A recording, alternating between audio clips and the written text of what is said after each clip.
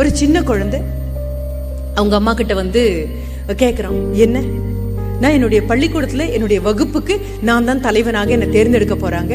அதற்காக நான் எல்லார்கிட்டையும் கேட்டிருக்கேன். ஏகமனதாக எல்லாரும் என்னை தேர்ந்தெடுக்கிறதுக்கான எல்லா ஏற்பாடுகளும் நான் பண்ணிட்டேன். நீங்க வாழ்த்த வேண்டியதுதான் மிச்சம் இருக்கு.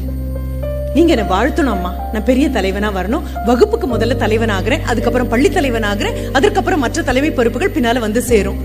தகுதி இருக்கான்னு எனக்கு தெரியாத அண்ணன், நீங்க என்ன வாழ்த்தியே ஆகணும். அம்மா சிரிச்சுட்டே ஒன்னும் சொல்லாம அம்மா சொல்றாங்க, சரி சரி அங்க ஒரு கத்தி இருக்கு, அதை கொண்டு வாயேன் அப்படின்னு சொல்றாங்க. அம்மா நான் சொன்னது வேற, நீங்க கேக்குறது வேறம்மா. நீ சொன்னது என் காதுல விழுந்ததுப்பா. அங்க காயின இருக்கிற கத்தி வச்சிருக்கேன் இல்லையா, அதை கொஞ்சம் கொண்டு வந்து கொடு. அம்மா நான் உங்ககிட்ட வேற சொன்னேன். பள்ளிக்கூடத்துல இன்னைக்கு வகுப்புல என்ன தலைவனா தேர்ந்தெடுக்க போறாங்க.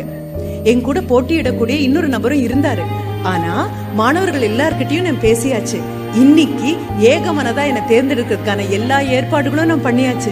ஆசிரியர் வகுப்பாசிரியர் வந்து இன்னைக்கு தலைமை பொறுப்புக்கு யாரெல்லாம் போட்டி போட போறீங்க அப்படின்னு கேட்டா, அந்த இன்னொரு மாணவன் எழுந்து நிற்க போறதில்ல. எழுந்து நின்னாலும் அவருக்கு யாரும் வாக்கு போட போறதில்ல. நீங்களுடைய ஆசீர்வாதம் வேணும், தயவு செஞ்சு எனக்கு உங்களை என்ன ஆசீர்வாதம்.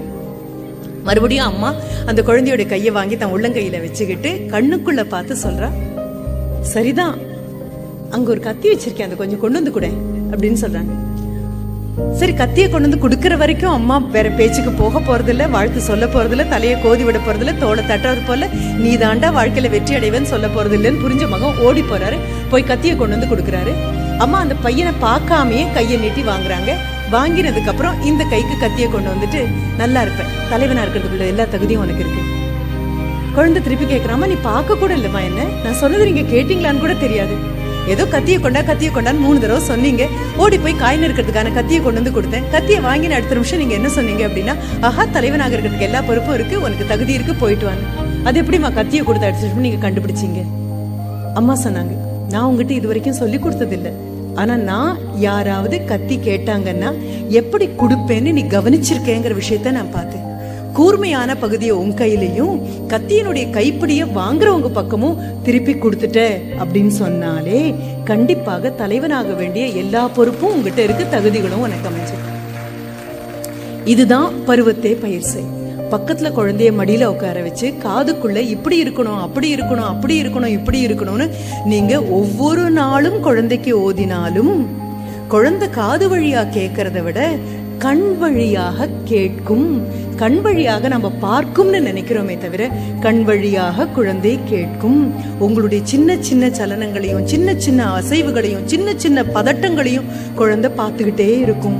குழந்தை பார்த்து படிக்கக்கூடிய முதலும் முடிவுமான மொத்தமான புத்தகம் தாய் தகப்பன் மட்டும்தான். வீட்டுக்குள்ள இருக்கக்கூடிய தாய் தகப்பன் அப்படிங்கிற புத்தகத்துல படபடப்போ அச்சமோ ஐயமோ முயற்சியின்மையோ சோம்பல்தனமோ இது அத்தனையும் இதுல ஒரு வரி கூட எழுதாத சுத்தமான புத்தகமாக தாய் தகப்பன் இருக்கிற வரைக்கும் இந்த குழந்தைங்கிற மனசுல அந்தந்த நேரத்துல பருவத்துல பயிர் செய்யலாம். உங்க கண்ணுக்குள்ள பயம் வந்தா குழந்தைக்கு தெரியும், கைவிரல்ல பயம் வந்தா குழந்தைக்கு தெரியும். ஒரே ஒரு நிமிஷம் யோசிச்சு பாருங்க. வாழ்க்கையினுடைய மிக அழகான காலங்களை எல்லாம் நீங்க பார்த்துட்டு வந்திருக்கீங்க. அப்பா அம்மா சொல்படியே கேட்ட குழந்தைகளாக இருந்துட்டு வந்திருக்கீங்க. உங்க குழந்தைங்க ஏதாவது கேட்ட அடுத்த நிமிஷம் என்ன சொல்றோம், எங்க காலத்துல அப்படின்னு குழந்தையால போய் அது உண்மையா பொய்யா அப்படின்னு வெரிஃபை கூட பண்ண முடியாத ஒரு காலத்தை ஒரு ஒற்றை விரலால் சுட்டி காமிச்சு அந்த காலத்துல அப்படின்னு சொன்னோன்னு உங்க குழந்தை எதிர்பார்க்கணும், அதை நம்பணும் அப்படின்னு வேற நம்ம நினைக்கிறோம். ஒரு நல்ல சுபிட்சமான காலத்திலேயே இருந்துட்டு வந்திருக்கலாம். இப்ப காலம் கொஞ்சம் கசங்கி போயிருக்கலாம். ஒரு 25-30 வயசான இளம் தாய்மார்களையோ இல்ல 50-60 வயதுக்குள்ள போகக்கூடிய இளம் தாத்தா பாட்டிகளையோ கூப்பிட்டு கேட்டா யாருக்குமே அடுத்த தலைமுறை மேல அவ்வளவாக சொல்லக்கூடிய அளவுக்கு நம்பிக்கையை காணுங்கிறதும் சத்தியம்தான். சரி, ஆனா என்ன நீங்க புரிஞ்சுக்கல, உங்க அம்மா அப்பா உங்களை வளர்த்து கொண்டு வரும்போது ஒரு 1000 சூரிய கோடி பிரகாசத்தோட இருந்து சுபிட்சமான வாழ்க்கையாகவே இருந்துட்டு போகட்டும். இப்ப குழந்தையை கூட்டிட்டு நீங்க போகக்கூடியது மிரட்டக்கூடிய மிக இருண்ட காலமாகவே இருந்துட்டு போகட்டும். ஆனா இருட்டுக்குள்ள நீங்க நிக்கிறீங்க, இருட்டுக்குள்ள உங்க குழந்தை நிக்குது. நிமிந்து பார்க்கக்கூடிய உங்க குழந்தைக்கு உங்க முகம் கூட தெரியாது, வெறும் இருட்டா இருக்கு. குமிஞ்சு பார்க்கக்கூடிய உங்களுக்கு உங்க குழந்தையுடைய முகம் கூட தெரியாது. ஒரு யூகத்தினால குழந்தை உங்க முழங்கால் உயரத்துல நின்றுட்டு இருக்குன்னு தெரியலாம். ஒத்தை விரல உங்க குழந்தைகிட்ட நீட்டிருக்கீங்க, அது மொத்த விரலால உங்க கையை பிடிச்சிட்டு இருக்கு. ஒத்த கையால பிடிச்சா பத்தாதுன்னு 2 கையாலையும் இறுக்கி பிடிச்சிட்டு இருக்கு. அண்ணாந்து பார்த்து அப்பா முகம் இங்க இருக்கு, அம்மா முகம் இங்க இருக்குன்னு கற்பனையில பார்த்துட்டு இருக்கு. வெறும் மையிருட்டாக இருக்கு. உங்களுக்கு தெரியும் காலத்திலயும் நீங்க வாழ்ந்த காலத்துல அபாரமான ஒரு வெளிச்சம் இருந்தது, அழகான சூழல் இருந்தது. ஆஹா பாரதி சொன்னா மனசுக்கு கொண்டு போக முடிஞ்சது, ஆஹா விவேகானந்தர் சொன்னாரு அள்ளி மனதுல வச்சுக்க முடிஞ்சது, ஆஹா வள்ளுவன் அத்தனையும் உள்ளங்கையில கொட்டிட்டு போனா எடுத்து மனதுக்குள்ள வைக்க முடிந்தது. எல்லாம் அழகாக இருந்தது. இப்ப வெறும் மனப்பாட செய்யுளாக மாறி போச்சு. சரி, இந்த காலம் நல்ல காலம் இல்லைன்னே ஒத்துக்குங்க, உங்க வழிக்கே நான் வரேன். ஆனா குழந்தை கைய நீங்க பிடிச்சிட்டு இருக்கும் போது இந்த கும்மிருட்டாக இருக்கக்கூடிய இந்த குகையினுடைய எல்லைக்குள்ள ஒற்றை புள்ளியாக ஒரு மின்மினி பூச்சி கண்ணுக்கு தெரியுது. நீங்க வெளிச்சத்தை பார்த்தவங்க, வெளிச்சம் எவ்வளவு அழகா இருக்கும்னு உங்களுக்கு தெரியும். எந்தெந்த பொருள் எல்லாம் வெளிச்சமாக இருக்கும் தெரியும். எந்தெந்த பொருள் வெளிச்சத்துக்கிட்ட யாருன்னா எப்படி நிழல் விழும் தெரியும். உங்க குழந்தைக்கு இது எதுவுமே தெரியாது. நம்ம போகக்கூடிய காலம், கையில ஒரு மொபைல் போனை வச்சுட்டு நீங்க சொல்றது எதையுமே கேட்காம வாட்ஸ்அப்பை பார்த்துட்டு உட்கார்ந்து இருக்கக்கூடிய குழந்தைங்க, மெசேஜ் அனுப்புற குழந்தைங்க. சரி, உங்க கூட சேர்ந்து நானும் இந்த குழந்தைங்க எல்லாம் உருப்பட்டு மேல வராது அப்படின்னு நீங்க சொல்றதுக்கு ஒரு அரையாசையாக தலையை அசைக்கிறேன். அப்படியே இருந்தாலும் கண்ணுக்கு முன்னால ஒரு ஒற்றை மின்மினி பூச்சி மாதிரி வந்து போச்சு அப்படின்னு அடுத்த நிமிஷம் இந்த அவநம்பிக்கை எல்லாம் மனசை விட்டு காணாம போக உங்க ஒத்த விரல் குழந்தை கையில இருக்கு இல்லையா, அந்த 10 விரல் இறுக்கி பிடிச்சிட்டு இருக்கேன். அந்த விரலுக்குள்ள ஒரு சிலிர்ப்பு வரும் உங்களுக்குள்ள. ஐயோ வெளிச்சம் மறுபடியும் வந்தாச்சு, ஆஹா வெளிச்சம் மறுபடியும் வந்துடுச்சு அப்படின்னு சொல்லி. குழந்தை இது வரைக்கும் வெளிச்சம் பார்த்ததில்லை. ஏன் வெளிச்சத்துல உங்க முகத்தை கூட பார்த்ததில்லை. அந்த குழந்தை என்ன பண்ணும், உங்க சிலிர்ப்பு அதனுடைய விரல்கள் மூலமா போகும்போது ஒரு நிமிஷம் குலுங்கும். கண்ணுக்கு தெரியாத உங்க முகத்தை அண்ணாந்து பார்த்து, அப்பா என்னப்பா ஆச்சு, ஒரு நிமிஷம் இப்படி சிலிர்த்தீங்க. இல்ல நீங்க அம்மாவா இருந்தா, அம்மா என்னம்மா ஆச்சு, ஒரு நிமிஷம் சிலிர்த்தீங்க.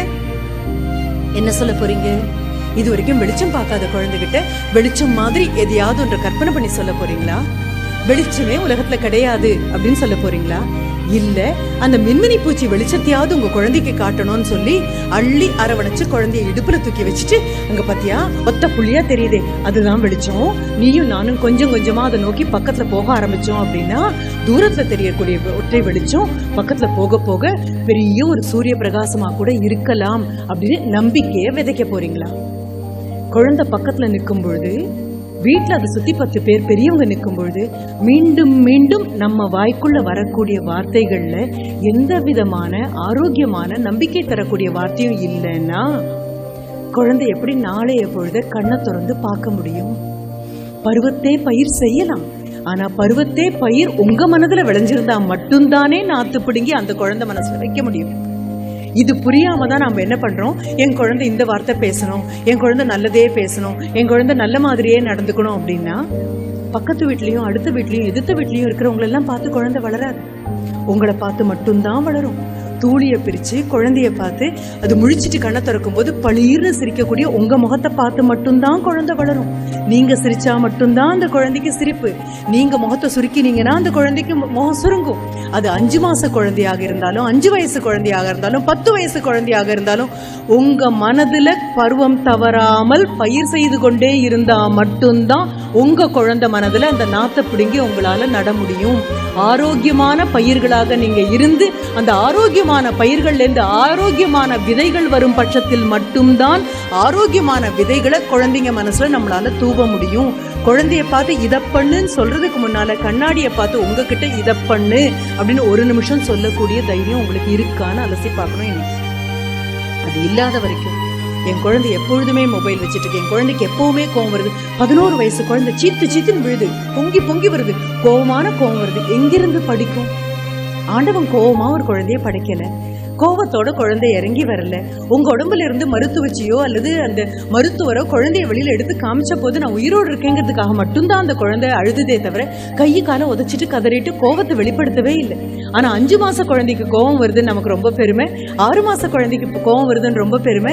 எந்த வீட்லயாவது குழந்தைய பாக்குறதுக்காக நம்ம போறோம் அப்படின்னு சொன்ன அடுத்த நிமிஷம், மேடம் ஒரே ஒரு நிமிஷம் இருங்களேன், நான் ஃபேனை அணைக்கிறேன், இவன் இப்பதான் குப்புற விழுந்து ஒரு 2 மாசம் ஆயிருக்கு, ஃபேன் அணைச்ச அடுத்த நிமிஷம் கோவம் வந்து தலையை எப்படி தரையில இடிச்சுக்குவான் தெரியுமா அப்படின்னு அந்த குழந்தைக்கு எதுவுமே புரியாத மாதிரி அதனுடைய கோவத்தை பாராட்டி பக்கத்துல சான்று கொடுக்க குழந்தை ஓஹோ இப்படி எல்லாம் பண்ணா எங்க அம்மாவுக்கு ரொம்ப பிடிக்கும், இப்படி எல்லாம் பண்ணா எங்க அப்பாவுக்கு ரொம்ப பிடிக்கும், இப்படி எல்லாம் பண்ணினா வந்த விருந்தினர்கிட்ட என்ன பாராட்டி பேசுவாங்க அப்படின்னு பருவத்தே நஞ்சான பயிரை குழந்தை மனசுல மறக்காம நீங்க விதைச்சதுக்கு அப்புறம் 5 வயசுல வீட்டுக்கு வந்த விருந்தாளி முன்னால கையில இருக்கிறத தூக்கி வச்சு காய் போய் கத்தி கீழே உருண்டு போடுற குழந்தைய தனியா கூப்பிட்டு கண்டிக்க முடியாது.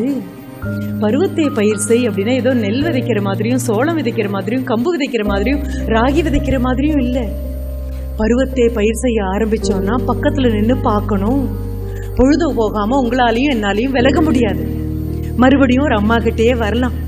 ஆனா இந்த அம்மாவுடைய குழந்தை நான் சொன்ன இந்த 5ஆம் வகுப்பு குழந்தைய அல்ல. இந்த அம்மாவுடைய குழந்தைக்கு 25 வயசு ஆயிடுச்சு. 25 வயதான அந்த நபர் ஒரு பெரிய ஸ்தாபனத்துல வேலைக்கும் வந்து சேர்ந்தாச்சு. கை நிறைய சம்பளம் மட்டும் இல்ல, மனசு நிறைய சந்தோஷம், தலை நிறைய அமைதி. சரி, ஒரு வாரமாக அம்மா இவருக்கு சாப்பாடு போட்டுட்டு இவர் தூங்கினதுக்கு அப்புறம் கதவை சாத்திட்டு அம்மா சாப்பிட வருவாங்க. இந்த ஒரு வார காலமா என்னாச்சோ தெரியல, புரண்டு புரண்டு படுக்கக்கூடிய ஒரு மகனாக இருக்காரு. அடுத்த நாள் காலையில ஒரு வாரமா அம்மா இதை பார்த்துட்டே இருக்காங்க. சரி, ஆபீஸ்ல ஏதோ பிரச்சனை, அலுவலகத்துல ஏதோ பிரச்சனை, அலுவலகத்துல ஏதோ பிரச்சனை, முகம் வாடியே இருக்கு, முகம் கண்ணி போயிருக்கு, என்கிட்ட பகிர்ந்து கொள்ளவே மாட்டேங்கிறாரு. அம்மா அடுத்த நாள் காலையில ஒரு வாரம் முடிஞ்சு ஒரு 8வது நாள் காலையில சிற்றுண்டி இவருக்கு வைக்கும் பொழுது கண்ணுக்கு கண் மகனை பாக்குறாங்க. பார்த்து அடுத்த நிமிஷம் அம்மா கிட்ட, பையன் என்னம்மா என்னையே பார்த்துட்டு இருக்கீங்க? ஒண்ணும் இல்ல, உனக்கு ஏதோ பிரச்சனை இருக்கு போல இருக்கு. ஆமாம்மா, நிறைய பிரச்சனை இருக்கு, ஒரு முடிவெடுக்க முடியலம்மா என்னால. அடுத்த நிமிஷம் அம்மா சொல்றாங்க, உன் பிரச்சனை என்னன்னு நான் கேட்க போறதில்லை. 25 வயதான உனக்கு பிரச்சனை என்னன்னு அடையாளம் தெரியும். பிரச்சனைகளுக்கு என்ன தீர்வுகள், தீர்ப்புகள் அல்ல, தீர்வுகள் என்ன கொடுக்கணும் அப்படிங்கறதும் உனக்கு தெரியும். அது அந்த அளவுக்கு உனக்கு ஆரோக்கியமான அறம் சார்ந்த வீட்டு சூழல் நான் கொடுத்திருக்கேன். உன் பிரச்சனை என்னன்னு அம்மா கேட்க போறதில்லை, சாஞ்சுக்க தோள் அம்மா கொடுக்க போறதில்லை. ஆனா இந்த நேரத்துல உங்ககிட்ட மறுபடியும் ஒன்ன நினைவூட்டணும். என்ன? ஒரு வார காலமா பாக்குறேன், தூக்கம் இல்லாம புரண்டு புரண்டு படுக்கிறேன். உன்னை பத்தி எனக்கு பல பெருமைகள் உண்டு. நீ நல்லா படிக்கிற குழந்தை, அடுத்தவங்களுக்கு மரியாதை கொடுக்கக்கூடிய குழந்தை, எல்லாரையும் அனுசரிச்சு போகக்கூடிய குழந்தை. ஒன்ன வாழ்க்கை துணையாக ஒரு பொண்ணை கூட்டிட்டு வந்து உனக்கு கொடுத்தேன் அப்படின்னா அவள் சகல சௌபாகியங்களோட இருக்கக்கூடிய பெண்ணாக நீ அவளை பார்த்துக்கோ, இந்த எல்லா நம்பிக்கையும் இருக்கு. ஆனா இந்த ஒரு வார காலமாக நீ புரண்டு புரண்டு படுக்கும்போது நான் இன்னொன்னும் சொல்லணும். எனக்கு ரொம்ப பெரிய பெருமைகள்ல உன்னை பத்தி என்ன தெரியுமா? படுத்த உடனே தூங்குவேன், படுத்த உடனே தூங்குவேன். அடுத்த நாள் காலையில் எழுந்திருக்கும் போது முகம் அவ்வளவு பளிச்சுன்னு இருக்கும். நான் இது உங்ககிட்ட சொன்னதில்லை, ஆனா நீ சாப்பிட்டு ஏதோ கொஞ்ச நேரம் ஓய்வெடுத்து படிச்சுட்டு நீ படுக்கும் போது உன் அரைக்கதை ஒரு நிமிஷம் திரும்பி பார்ப்பேன். நான் பார்த்தேன் அப்படின்னா அமைதியா நீ தூங்குறது, ஆழ்ந்த நித்திரை, அமைதியான சுவாசத்தோட நீ தூங்குறத பார்க்கும்போது அப்பாடா, இன்னைக்கு என் குழந்தை செஞ்சதெல்லாம் நல்லதா தான் இருந்திருக்கணும், இல்லைன்னா இப்படி தூக்கம் வராது அப்படின்னு நினைச்சது உண்டு. ஒரு வார காலமா நீ புரண்டு புரண்டு படுக்கிற, எனக்கு ரொம்ப கஷ்டமாக இருக்கு அப்படின்னு அம்மா சொன்னது. அடுத்தது என்ன? உன் பிரச்சனை எனக்கு தெரியாது, அதற்கு என்ன முடிவு நீ எடுக்க போறேன்னு தெரியாது. ஆனா ஒரு விஷயத்த நீ ஞாபகப்படுத்துறேன், உன் தூக்கத்தை ஒரு வாரம் ஒரு விஷயம் கெடுத்ததே ஆனால் அந்த விஷயம் நல்ல விஷயமா இருக்க முடியாதுன்னு மட்டும் எனக்கு தெரியும். உன் தூக்கம் கெடாத அளவுக்கு நல்ல விஷயங்களை மட்டுமே பண்ணுப்பா. இதுக்கு மேல உங்க அம்மாவுக்கு படிப்பும் இல்லை, சொல்லிக் கொடுக்கக்கூடிய பக்குவம் இல்லை. அம்மா அவ்வளவுதான், கொண்டு வந்த இட்லியை பரிமாறியாச்சு. பையன் சாப்பிட்டானான்னு பார்த்து எழுந்திரிச்சு போயிட்டாங்க. ஒன்னும் இல்லை, பையன் மனதுல வந்த சின்ன சலனம் என்ன அப்படின்னா, ஏதோ ஒரு வேலையை செய்யறதுக்காக அவருக்கு ஒரு கையூட்டு கொடுக்கறதுக்காக யாரோ தயாரா இருந்தாங்க, லஞ்சம் கொடுக்கறதுக்கு யாரோ தயாரா இருந்தாங்க. தேவை இருந்தாலும் மனசு வேண்டான்னு சொல்லிச்சு. மனசுகிட்ட ஒரு கெட்ட பழக்கம் உண்டு, எதையாவது பண்ண தொடங்கும் போது வேண்டாம் வேண்டாம், பண்ணாது, தப்பு பண்ணாது, தப்பு பண்ணாதேன்னு 10 தடவை சொல்லும். சி சுமாரு அப்படின்னு ஒரு வாரம் அதை தட்டி உட்கார வச்சோம்னா என்ன சொல்லும் தெரியுமா? அதே மனசு சரி சரி பண்ணு, யார் பண்ணல மாட்டிக்காம பாத்துக்கோ அப்படின்னு அதே மனசு நம்ம கிட்ட சொல்லும். இந்த அம்மாக்காரி வெளியில இருக்கக்கூடிய ஒரு மனசாட்சி மாதிரி வந்து சொன்னது, ஒரு வார காலம் உருண்டு உருண்டு நீ படுக்கிற அளவுக்கு மனசை ஏதோ வாட்டி இருக்கு அப்படின்னா அது கண்டிப்பாக நல்லதாக இருக்காது. தூக்கத்தை கெடுக்கிற அளவுக்கு கெட்ட வேலைக்குள்ள இறங்கிடாதேமா. எத்தனை பேர் இந்த மாதிரி சொல்லியிருக்கோம் ஒரு நிமிஷம் யோசிச்சு பாருங்க. பருவத்தை பயிர் செய்யணும் ஏதோ பச்சை குழந்தைய பிடிச்சு மாவு பிசைகிற மாதிரி பிசையறது அல்ல. உங்க கைக்குள்ள இருக்கக்கூடிய குழந்தைய ஒவ்வொரு காலகட்டத்திலையும் உங்களால சீர்படுத்த முடியுமா? நான் உள்ள வந்த போது நிறைய ஃபர்ஸ்ட் இயர்ல ஜாயின் பண்ணிக்கிற குழந்தைங்க அப்படின்னு நிறைய பேரை கொண்டு வந்து தாய் தகப்பன் ரொம்ப சந்தோஷமா அறிமுகப்படுத்தினாங்க. அப்ப நான் உங்ககிட்ட கேட்கணும்னு நினைச்சது ஒண்ணு உண்டு. ஆனா கேட்கணும்னு நினைச்சது சபையில கேட்கும்பொழுது, இனிமே ஃபர்ஸ்ட் இயர் கொண்டு வந்து சேர்க்க போற குழந்தைங்களாக இருக்கட்டும், இல்ல 2ஆம் ஆண்டுக்கு உங்க குழந்தைங்க போகும்போது மறக்காம நீங்க ஞாபகம் வச்சுக்கொள்ள வேண்டிய விஷயம். கல்லூரிகளுக்கு கொண்டு வந்து முதல் வருடம் குழந்தைய சேர்க்கும் பொழுது கையில ஒரு சின்ன பதபதப்பு இருக்கும். என்னதான் ராகிங் இஸ் ப்ரோஹிபிட்டட் அப்படின்னு எழுதினாலும், சட்ட ரீதியாக தண்டனைக்குட்பட்ட விஷயம் இது அப்படின்னு சொல்லி இருந்தாலும், குழந்தையை கொண்டு போய் கல்லூரியில விட்டுட்டு திரும்பி வரும்பொழுது திரைப்படங்கள்லயும் ஊடகங்கள்லயும் செய்தித்தாட்கள்லயும் செவி வழி செய்தியாக காதலையும் வந்து விழுந்ததை நினைச்சு இந்த 10 மாதம் சுமந்த தாயும் தோளிலும் நினைவிலும் சுமந்து கொண்டிருக்கக்கூடிய தந்தையும் எப்பொழுதுமே பயப்படுவாங்க. 3 மணிக்கு திரும்பி வர வேண்டிய குழந்தை 3:05 ஆகி 3:10 ஆகி 3:15 ஆச்சு அப்படின்னா மறக்காம மொபைல் குழந்தைக்கு போயிடும். செல்லுல கூப்பிடுவீங்க, ஏதாவது பிரச்சனையாப்பா, உன்னுடைய சீனியர்ஸ் ஏதாவது பண்ணாங்களாப்பா, எத்தனை பதட்டம், எத்தனை கவலை, எத்தனை அச்சம். சத்தியம் அப்படிதான் இருக்கணும் அம்மா அப்பா.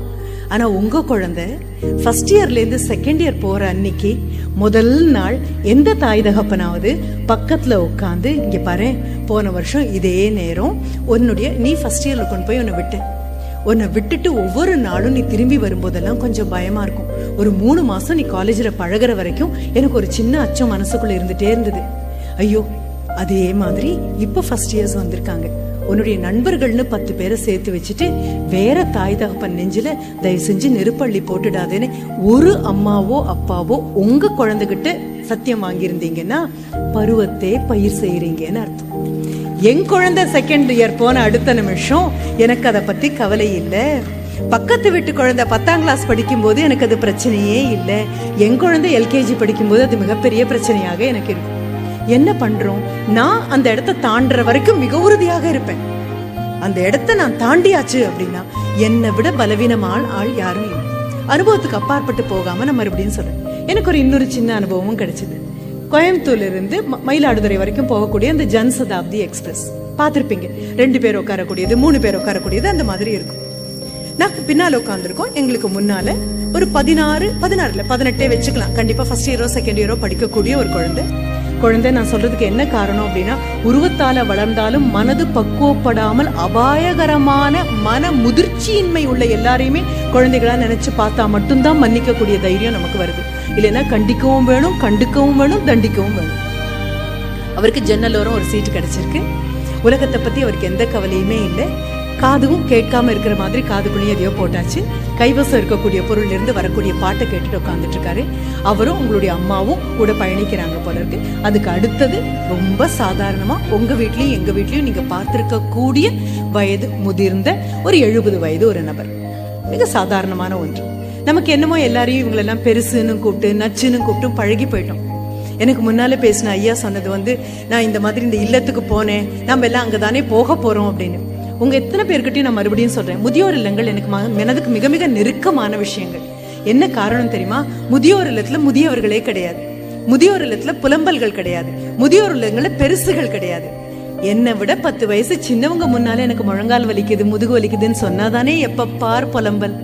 எல்லாருக்குமே அங்க முதுகு வலிக்கும், எல்லாருக்குமே அங்க முழங்கால் வலிக்கும், எல்லாருக்குமே 2 காதுக்கு 4 காது கடன் வாங்கி அடுத்தவன் பிரச்சனையை கேட்கக்கூடிய பக்குவம் இருக்கும். எல்லாருக்குமே நச்சு கிடையாது, எல்லாருக்குமே பிடுங்கல் கிடையாது. அதனால என் பக்கத்துல உட்கார்ந்துருக்கக்கூடிய ஒரு 60 வயது 70 வயது நபர் பேசுனா ஒரு இளைஞன் மாதிரி என்னால அதுக்கு நான் பிரதிபலன் காமிக்க முடியாது. இப்ப இவங்க உட்கார்ந்து சாப்பிட ஆரம்பிச்சிருக்காங்க. உங்களுக்கு தெரியும், 2 மணி ஆகுறதுக்கு முன்னால தஞ்சாவூர் போயாச்சு. முதியவர் உட்கார்ந்து சாப்பிட்டு இருக்காரு. அவருக்கும் இவங்களுக்கும் சம்பந்தமே கிடையாது. அம்மா பக்கத்துல பையன். அம்மாவுக்கு அவ்வளோ பெருமையா இருக்கு. பையனை பார்க்கும்போது 18 வயசுக்கு நல்ல ஆஜானுபாகவா அடிக்கும் தலைக்கும் வளர்ந்த ஒரு பையன். உலகத்தை பத்தி கவலையே இல்லை. அவரால் யாருக்கும் எந்த பிரச்சனையும் கிடையாது. காதை இறுக்கி மூடியாச்சு. அவராச்சு அது காது கேட்கறது போக கையில ஒரு புத்தகம் இருக்கு. அதுவும் இல்லைன்னா வாட்ஸ்அப்ல ஏதோ பார்த்துட்டு இருக்காரு. பக்கத்துல உட்காந்து அம்மா நிமிந்து பார்த்து குழந்தைய கண்ணால அளவிட்டு, ஆஹா இப்படிப்பட்ட ஒரு குழந்தைக்கு நான் தாயினும், அவ்வளவு சந்தோஷம். சரி, அம்மாவும் மகனும் சாப்பிட ஆரம்பிச்சாங்க. முன்னால் இருக்கக்கூடிய அந்த இதையும் எடுத்து வச்சுக்கிட்டாங்க, அந்த டேபிள் மாதிரி இருக்கக்கூடியது. அதுல இந்த முதியவரும் தனக்கான உணவு எடுத்து சாப்பிடுறாரு. முதுமைக்குன்னு சில குணங்கள் உண்டு. நீங்களும் நானும் நினைக்கிற மாதிரி உடனே ஸ்பூன் எடுத்த உடனே 5 விரலும் ஒன்னா அதெல்லாம் பிடிக்காது. இந்த பச்சை குழந்தை எப்படி 10 தடவை பிடிச்சாலும் 15 தடவை ஸ்பூன் கீழே விழுமோ, அந்த மாதிரியே 60 தாண்டி 70 தொடும்போது கை நடுக்கம் வரும், வாய்க்குளறல் வரும். எல்லாமே இயல்பாக இருக்கிறது தான். ஆனா இதை நம்ம குழந்தைங்களுக்கு சொல்லி கொடுத்தது கிடையாது. ஏதோ நமக்கு முதுமையே வராத மாதிரியும் முதியவர்கள் எல்லாம் உலகத்துல இருந்து வெளியில அனுப்பிடணும் அப்படிங்கிற மாதிரியும் ஆவேசமா அம்மா அப்பா இளைய தலைமுறை இருக்கிறதுனால இந்த அம்மா சாப்பிட்டாச்சு. அந்த பையன் சாப்பிட்ட அடுத்த நிமிஷம் அவர் எழுந்திரிச்சிட்டாரு. பையன் எழுந்திரிச்சு அடுத்த நிமிஷம் யுவர்ஸ் ஒபீடியன்ட்லிங்கிற மாதிரி அம்மாவும் எழுந்திரிச்சிட்டாங்க. அந்த இடத்துல எப்படி எழுந்துனுக்கிறது கஷ்டம்னு உங்களுக்கு தெரியும். பையனுக்கு அவ்வளோ பொறுமை இல்லை. என்ன வேணும், கையிலிருந்து சாப்பாடு எடுத்து வாய்க்கு கொண்டு போகும்போது பாதி பருக்கு கீழே விழக்கூடிய அந்த வயது முதிர்ந்த நபர் இப்ப எழுந்திருச்சு இந்த இளைஞன் போய் கை கழுவிட்டு வர இடம் கொடுக்கணும். அம்மாவுக்கும் பொறுமை இல்லை, பையனுக்கு பொறுமையே இல்லை. அவ்வளவு வேதம் அப்படிங்கிறாரு. அம்மாவை கையால் இப்படி இடிக்கிறாரு. அம்மா திரும்பி அந்த யாரோ சம்பந்தம் இல்ல அந்த பெரியவர்கிட்ட, கொஞ்சம் நகர்ந்துக்கிறீங்களா பையன் அப்படின்னு சொல்றாரு. அவ்வளவேதான். இதெல்லாம் பார்த்து பார்த்து பக்குவப்பட்ட அந்த பெரியவர் அந்த தட்டை மறுபடியும் எடுத்து இப்படி பேலன்ஸ் பண்ணி அதை எடுத்து மூடி, நமக்கு தெரியும் நம்ம உட்கார இடத்துல அந்த கிளிப்பை போட்டாலும் அந்த மறுபடியும் விழும். அதை மறுபடியும் எடுத்து ஒரு விதமா மூடி மெதுவாக எழுந்திருச்சு நின்னாரு. இந்த பையன் போயாச்சு. போன சுட்டில் இவர் மறுபடியும் உட்காந்து மறுபடியும் சாப்பிட தொடங்கும் போது அவன் பையன் வந்தாச்சு. மறுபடியும் சூழ்னு பள்ளி கொட்டுறாரு. கால் மாத்தி வைக்கிறாரு. அவர் எழுந்திருக்கணுமா, அவன் மறுபடியும் போகணுமா, உள்ள உட்காரணுமா, விட்ட பாட்டை மீண்டும் கேட்கணுமா, பாதி படிச்சு விட்ட வாட்ஸ்அப்பை மறுபடியும் பார்க்கணுமா. நான் அப்பவும் கண் திறந்து பார்த்துட்டு இருந்தது ஒரே ஒரு விஷயத்தை, அம்மாக்காரி கண்டிப்பாளான்னு பார்த்தேன். உங்க முன்னால மறுபடியும் I would like to register. பருவத்தே பயிர் செய்யணும் அப்படின்னா தாய் தகப்பனுக்கு குழந்தைகள் அறம் பிறழ்ந்து போகின்றன அப்படிங்கிற உணர்வு இல்ல, சொரண வேணும். உணர்வு மனதுல வரணும். யார் வீட்டிலயோ அவர் யாருக்கோ அப்பா, யாருக்கோ தாத்தா, யாருக்கோ பெரியப்பா, யாருக்கோ மாமா, யார் கண்டா நீங்களும் நானும் அந்த சீட்ல உட்கார்றதுக்காக அவர் எத்தனையோ பெரிய தியாகங்களை அவர் அளவுல பண்ணிட்டு வந்திருக்கலாம். முதுமைக்கு மரியாதை கொடுக்கணும்னு அம்மாக்காரி சொல்லி இருக்கணும். அங்க மறுபடியும் கைய பசஞ்சிட்டு அம்மா நின்று அந்த பெரியவரை எழுப்பி இந்த பையன் போய் உட்காந்து ஏதோ விக்ரமாதித்த சிம்மாசனத்துல உட்கார்ந்து பெருமிதத்தோட அந்த பையன் வரங்க உட்கார்ந்த. சுண்டி சுருங்கி மனசு வாடி போனதங்க. நீங்க படித்த படிப்பும் வாங்கிய பட்டங்களும் வாங்கக்கூடிய பணமும் அறக்காசுக்கு செல்லாது. இந்த நாடு முதுமையை கொண்டாடும் நாடு. இது அம்மா பார்க்கணும், அப்பா பார்க்கணும், கண்டிக்க வேண்டிய நேரத்துல கண்டிக்கணும். இது this has to become a national character. அலட்சியமும் இளமைக்கு நீங்களும் நானும் கொடுக்கக்கூடிய அவகாசங்களும் தாய் தகப்பனும் அடுத்த தலைமுறையும் கண்டிச்சு நிறுத்தல அப்படின்னா இந்தியாவின் 65% இளைஞர்களானது மார்தட்ட முடியாது. கைய பிசைஞ்சிட்டு பயந்துட்டு நிற்க வேண்டிய காலத்துக்கு வரும். பொறுப்பில்லாத இளைய சமுதாயம் எந்த நாட்டுக்கும் மூலதனம் அல்ல, மிகப்பெரிய பிரச்சனையாக மாறும். இது சொல்லிக் கொடுக்க வேண்டியது நாம. பக்கத்துல நின்று அம்புக்குறிகள் மாறி தடம் பொருளாதேன்னு சொல்ல வேண்டியது நாம. உங்ககிட்ட இன்னொரு விண்ணப்பத்தையும் வைக்கிறேன். எல்லாம் சுபிட்சமாக இருக்கும்பொழுது எல்லாரும் நல்லவங்களா இருக்கிறது ரொம்ப சுலபம்.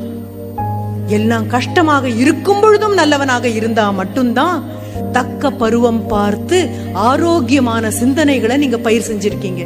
சுனாமி இந்தியால மட்டும் அடிக்கல, சுனாமி ஜப்பான்லயும் அடிச்சது. சுனாமி ஜப்பான்ல அடிச்சு குடும்பங்கள் எல்லாம் சிதறி காணாம போன ஒரு சூழல்ல சுனாமி அடிச்சு 2-3 நாள் ஆயிடுச்சு. குடும்பத்தை மொத்தமா தொலைஞ்ச ஒரு 10 வயசு குழந்தை அங்க நிக்கக்கூடிய மிக நீண்ட கியூல அடுத்த வேளை சாப்பாட்டுக்காக அந்த குழந்தை நின்றுட்டு இருக்கு. குடும்பத்தை பார்க்கல, அப்பா அம்மா எங்க இருக்காங்கன்னு தெரியாது, கூட படிச்சவங்க யாருமே இல்ல. செதறி கிழிச்சு நாரா போட்ட அந்த சுனாமியில அந்த நீண்ட வரிசையில ஜப்பான்ல ஒரு சின்ன பையன், 10 வயசு பையன், உங்க வீட்டு குழந்தைங்களே கணத்துல எடுத்துக்கோங்க, நிக்கக்கூடிய அந்த குழந்தைய பேட்டி காண்றதுக்காக வெளிநாட்டுல இருந்து வந்திருக்கக்கூடிய ஒவ்வொருத்தரையா பேட்டி கண்டுட்டு வந்துட்டு இருக்கக்கூடிய ஒரு சாதாரண பத்திரிகை நிருபர் இந்த 10 வயசு வாடி வத்தி வதங்கி போன குழந்தைகிட்ட வந்து நின்று பேச்சு கொடுக்க வரும்பொழுது, நீ சாப்பிட்டு எப்போ நாளாச்சு அப்படின்னு கேட்கும்போது அந்த பையன் சொல்றான், 3 நாள் ஆச்சு, சாப்பிட்டு 3 நாள் ஆச்சு. அடுத்த நிமிஷம் தன் தோல்ல தொங்கக்கூடிய பையில இருந்து ஒரு ரொட்டி துண்டையும் ஒரு பாட்டில் தண்ணியையும் அவங்க கிட்ட கொடுத்து, இப்ப சாப்பிடு விழுந்துருவ போல இருக்கு அப்படின்னு அந்த பத்திரிகை நிருபர் சொன்ன அடுத்த நிமிஷம் அந்த ரொட்டி துண்டையும் அந்த தண்ணியும் வாங்கிட்டு அந்த குழந்தை நேர அந்த கியூனுடைய முன்னால ஓடி போய் எந்த ஒரு ஆபீசர் எல்லாருக்கும் சாப்பாடு கொடுத்துட்டு இருக்காரோ அவர் கையில இதை கொடுத்துட்டு மறுபடியும் வந்து கியூல நின்னுட்டானா. என்னன்னு அவங்க கிட்ட கேட்டிருக்காங்க, ஏண்டா நீ சாப்பிட கொடுத்தேனேன்னு சொல்லும் போது அவன் சொன்னது, இந்த கியூல நிக்கிற எல்லாருமே சாப்பிட்டு 3 நாள் ஆச்சு, இந்த கியூல நிக்கிற எல்லாருமே சுத்தமான தண்ணி பருகி ஒரு 3 நாள் ஆச்சு, என்னுடைய டர்ன் வரும்போது வரட்டும். இந்த குழந்தை அதனால சொல்லவே இல்லை, தாய் தகப்பன் சொல்லி கொடுத்திருக்காங்க. ஒபாமா சொன்னது ஒண்ணு உண்டு, அதோட நான் முடிக்கிறேன். பருவத்தே பயிர் செய், நீங்க உழவர்களாக கருதுவீர்களே ஆனால் களை உங்க கண்ணுக்கு தெரியணும், கல் உங்க கண்ணுக்கு தெரியணும், முள் உங்க கண்ணுக்கு தெரியணும். எத்தனை காலம்தான் நான் களை எடுப்பேன்னு சொல்லாதீங்க. களை எடுக்கிறதுக்காகத்தான் தாய் தகப்பனாகவும் ஆசிரியராகவும் மூத்த தலைமுறையாகவும் நாம பிறந்திருக்கோம். காலை வீசி இந்த ரோட்ல நீங்க நடக்கணும்னு உங்க குழந்தை கால தங்கத்தால செருப்பு போட்டாலும் சாலையில முள்ளும் கல்லும் சாக்கடையும் சகதியும் இருக்கிற வரைக்கும் உங்க குழந்தைக்கு அபாயம். அதீதமான சுயநலத்த மனசுல நீங்க வாங்கிக்கிட்டு செஞ்சாலும் சரி, அடுத்த தலைமுறையை மதிக்கணும்னு உங்க குழந்தைக்கு நீங்க சொல்லி கொடுக்காத வரைக்கும் களையும் கல்லும் முள்ளும் பார்க்கும் போதெல்லாம் கையில ரத்தம் கசிய கசிய எனக்கு முன்னால போன அத்தனை பேரும் எடுத்து வீதியை செப்பனிட்டதுனால தானே நான் நல்லா இருக்கேன். எனக்கு பல்லக்குல எல்லாரும் தூக்கும் பொழுதெல்லாம் நான் அடுத்தது பல்லக்கு தூக்கணுமே அப்படின்னு அடுத்த தலைமுறைக்கு இந்த தலைமுறை உணர்த்தாத வரைக்கும் பட்டங்கள் படித்து மகா மேதைகளாக நம்ம குழந்தைங்க ஆகலாம், பெரிய பெரிய நபர்களாக ஆகலாம். வெளிநாட்டுல ஒரு காலம், உள்நாட்டுல ஒரு காலம் தாண்டி தாண்டி தாண்டவம் ஆடலாம் குழந்தைங்க. ஆனா ரோட்ல போகக்கூடிய அடுத்த இன்னொரு நபருக்கு ஒரு விதமான பிரயோஜனமும் உங்க குழந்தைங்களால இருக்க போறது. பயனில்லாத களைகளை மட்டுமே பயிர் செய்ய போறோம்னு முடிவெடுத்துட்டா வாழ்த்துக்கள். இல்லைங்க, களை எடுக்கிறோம், இன்னைக்கு வீட்டுக்கு திரும்பி போறோம், உட்கார்றோம், குழந்தைகிட்ட கண்ணு பார்த்து சொல்றோம், வயசுல பெரியவங்களுக்கு மரியாதை கொடு, சாப்பாடை வீண் பண்ணாதே, உனக்கு பிறந்த நாள் அப்படின்னு ஒரு கேக்க வாங்கி கொடுத்தா அதை வெட்டுறேன் பேர் வழின்னு 10 பேர் முகத்துல தேய்க்காத கேக்க. அந்த கேக்க பண்ணவனுக்கு அவன் குழந்தைக்கு ஒரு கேக் வாங்கி கொடுக்க முடியாது. உணவை வேஸ்ட் பண்ணாதே, உடைய வேஸ்ட் பண்ணாதே. அப்பா அம்மாவுடைய கஷ்டம் புரிஞ்சுக்கோ. பக்கத்து வீட்டு குழந்தைகிட்டே அப்போ என் கஷ்டங்களை சொல்ல முடியும். பார்த்து பார்த்து என் குழந்தை கஷ்டமே படக்கூடாது அப்படின்னு பிரார்த்தனை பண்ணாம என் குழந்தை எந்த கஷ்டப்பட்டாலும் அதை தாண்டி வர சக்திய தெய்வமே கொடு, கல்வியே கொடு, என்னுடைய நாடே கொடு அப்படின்னு கெஞ்சக்கூடிய மிக சாதாரணமான தாய் தகப்பனா நீங்க இருக்கணுங்கிறது தான் பிரார்த்தனை. தெய்வத்துக்கு நிகரா நீங்க இருக்கலாம். தெய்வங்கள் ரொம்ப அதிகமா போச்சு. நமக்கு சாதாரண மனிதர்கள் தான் கையில கிடைக்க மாட்டேங்கிறாங்க. சாதாரண தாய் தகப்பனா சாதாரணமான குழந்தைங்களை நாளைய பொழுது நல்ல பொழுதா விடியட்டும் அப்படிங்கிற எண்ணங்களை தினம் தினம் பயிரிட்டு, தினம் தினம் களை எடுத்து, தினம் தினம் நீர் பாய்ச்சி, தினம் தினம் நீர் அதுக்கு உரமூட்டி வளர்ந்து அந்த குழந்தை ஆகாயத்துக்கும் பூமிக்கும் நிற்கும் பொழுது குழந்தை உங்களை பாராட்டணும். பச்சையா இருக்கக்கூடிய இலைக்கு கை தட்டுவோம், பூவுக்கு கை தட்டுவோம், காய்க்கு கை தட்டுவோம், கனிக்கு கை தட்டுவோம், ஏன் விட்டா ஒரு செல்ஃபி கூட எடுத்துக்குவோம். குழந்தைக்கு சொல்லிக் கொடுங்க, காயும் கனியும் இலையும் பூவும் இவ்வளவு அழகா இருக்கிறதுக்கு கைத்தட்டல் பெறாமல் வெளிச்சத்தை கண்ணால பார்க்காம இருட்டுக்குள்ள மோதி மோதி ஓடி ஒரு நிமிடம் கூட ஓய்வெடுக்காமல் இருக்கக்கூடிய வேர்களுக்கு குழந்தைங்க நன்றி சொல்லி கொடுத்துட்டாங்கன்னா பருவத்தே நீங்க எல்லாரும் பயிர் செஞ்சீங்கன்னு அர்த்தம். பார்த்தீனியம் கூட பயிர் மாதிரி தான் விளையுது. அதுக்காக பறிச்சு சாப்பிட முடியுமா என்ன? உட்காருங்க, அடுத்த வீட்டு குழந்தைக்கு உதவுங்க நான் சொல்லவே இல்லை. சுயநலமா இருங்க, அதீதமான சுயநலமா இருங்க. உங்க குழந்தைய ஒழுங்கா வளர்த்து நீங்க இறக்கி விட்டீங்கன்னா 65% இந்திய இளைஞர்கள் எதிர்காலத்தை காப்பாற்றுவார்கள் அப்படின்னு சொல்றதுக்குரிய அடிப்படை தகுதி நமக்கு கிடைக்கும். பொங்கல் வருது, போட்டு எரிக்கிறதுக்கு நிறைய விஷயங்களை வச்சிருக்கோம். அந்த போட்டு எரிக்கிற விஷயத்துல நாம்பளா பல வேண்டாத கற்பனைகள் பண்ணியிருக்கோம் இல்லையா, அதெல்லாம் மறக்காம போட்டு எரிக்கலாம். பொங்கக்கூடியது அன்பாக இருக்கட்டும், பொங்கக்கூடியது மனநிறைவாக இருக்கட்டும், பொங்கக்கூடியது நல்லெண்ணமாக இருக்கட்டும், பொங்கக்கூடியது சுபிட்சமாக இருக்கட்டும், பொங்கக்கூடியது பருவத்தே பயிர் செய்து விளைந்த நல்ல அறுவடையாக இருக்கட்டும். நன்றி, வணக்கம்.